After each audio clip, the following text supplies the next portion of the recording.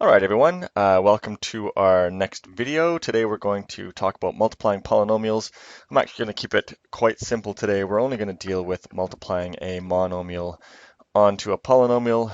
We'll look at more complicated binomial and trinomial multiplication in a different video. All right, so thinking back to our last video on addition and subtraction, we saw that when we had a minus sign outside a bracket, like we have here, that is the same thing as thinking that we have a 1 outside that bracket, or in this case, a negative 1. We saw in that video that when we have this negative 1 outside, we have to distribute it onto all the terms of the polynomial. And when we do so, we have to be careful that we consider the signs on those terms and any changes that might occur to those signs. So just as a review, we take this negative 1 and multiply it onto the 3m squared, and that gives us a negative 3m squared. The negative 1 multiplied onto the positive 4m gives us a negative 4m, and the negative 1 onto the minus 7 gives us a plus 7. Right, so that was our last video. So the question I have for you now is there anything different about this process if the value outside the brackets is something other than negative 1? Well, let's do the distribution as we've just done it. In this case, 4 onto 5b gives us 20b, and 4 onto negative 2 gives us negative 8. So that's what we would get if we do this distribution.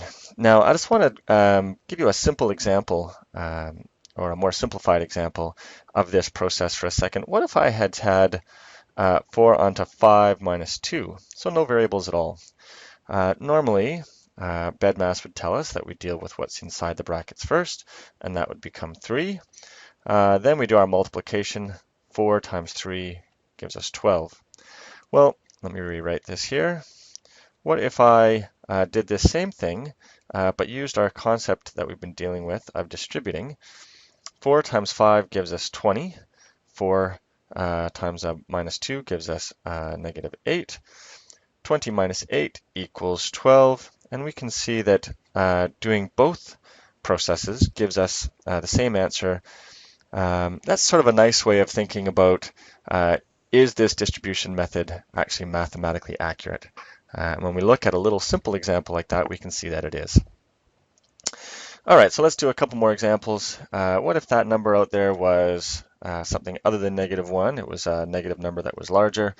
Is there anything different? No. In this case, again, nothing is different.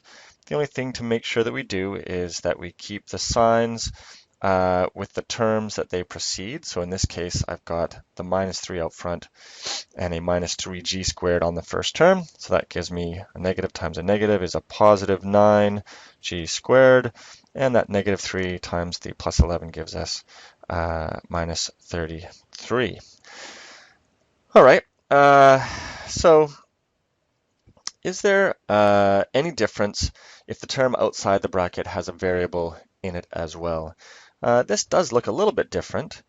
Let's do our distribution method. In this case, we're going to take the whole term, which is 4m squared, and multiply it onto the whole term of, oh, pardon me, I said that wrong, didn't I? The whole term of 4m multiplied onto 2m cubed. That would give us 4 times 2 is 8. M times m cubed is m to the 4th. Remember those good exponent rules from the last unit. And that's the answer we get when we do this distribution method. What if we do this the long way around? Will we get the same answer? This is another way of checking that this method works. So let's say the long way would be this. 4m is the same thing as 4 times m. Remember, when you have something outside a bracket, what you're really doing is multiplying. So there's another multiplication sign there. And then we get 2 times m times m times m, because m cubed written out is m times m times m.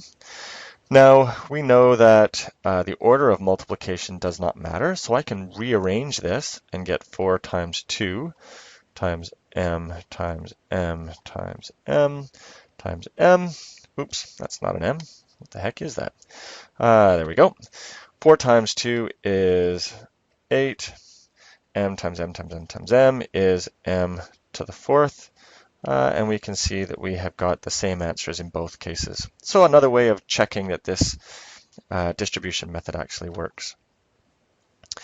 All right, so let's take a look at this guy. Another example, same thing as we had just a moment ago, except in this case, we've got a negative sign out here. So we make sure that we consider that as we do our multiplication.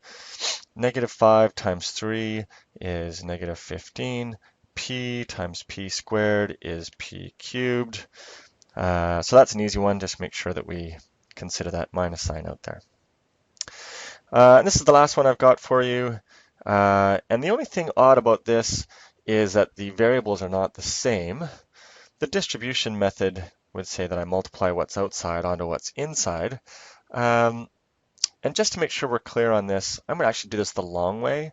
I'm going to say that that is 2 times r times 2 times t times t. I'm doing it this way just because with different variables it might seem a bit odd.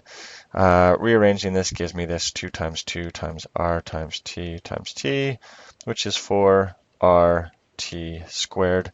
Is that what I would have got or would have received as the answer if I had just done this distribution off the beginning?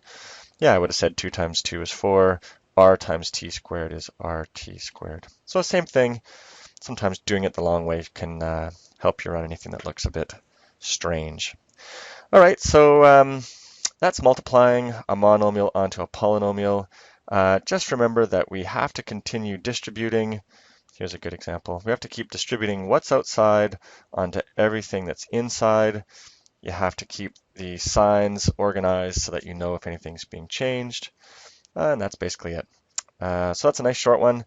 Take notes, and we'll see you next video.